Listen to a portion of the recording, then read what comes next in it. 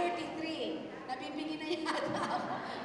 Kasi ang Monday po kasi People's Day dito.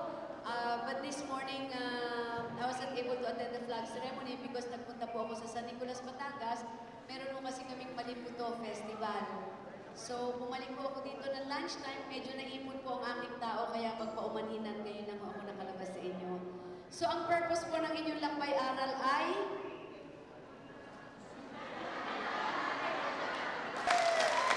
akala ko naman ay may kinalaman sa trabaho nyo.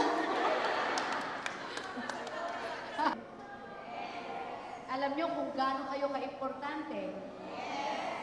Kayo ang kabalikat ng lahat po ng mayor at mga barangay. Tama po ba? Kayo ang mga tumatay. Ang hinahanap ay barangay health worker. Tama po. Gusto ko lamang po i-share sa inyo dito na dito po sa Batangas, bilang ina ng lalawigan ng Batangas, ang pinakamalaking budget po namin ay napupunta po sa acronym na HEARTS program. Kung yan ho ay naibahagi na sa inyo ni Ate Joy at ni ang aking chief of staff, Mr. Dihan, naibahagi na po. Ang HEARTS program, again if I may reiterate, H is health, E is education and environment. A is for agriculture, kasi pareho tayo, agrikultura pa rin po tayo mga sa region, for A, tama?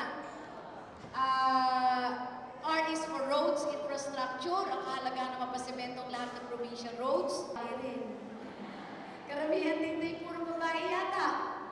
At ang emblem po ng aking PSWD. Palakpakan natin. Ayun, nangampanya raw kayo kay Senador.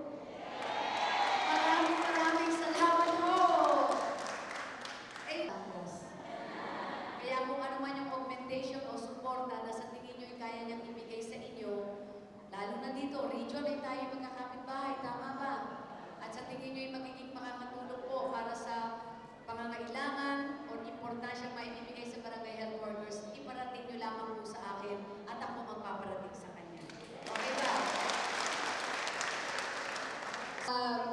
Binigyan ng aksyon, hindi rin magiging matagumpay. Tama po ba? Ganyan kayong mahalaga. Kaya dito po ang pakiusap ko na lang sa mga barangay health workers namin ay gano'n na lang kasi kayong aming kabalikat. Even if I have that, one perfect example is dengue. Tama po ba? Lalo na ngayon. Pag may nati-dengue sa lugar nyo, kayong tumatakbo. Sa inyo, tumatakbo rather. Tama ba? Muli, maraming salamat po sa pagtulong nyo rin kay Senador Ralph Recto. Kahit siya'y Batanggenyo, ang hawak naman niya ay buong Pilipinas, pero nakalalamang tayo na magkakapit-bahay dito sa Region 4. Tama ba? Maraming salamat po.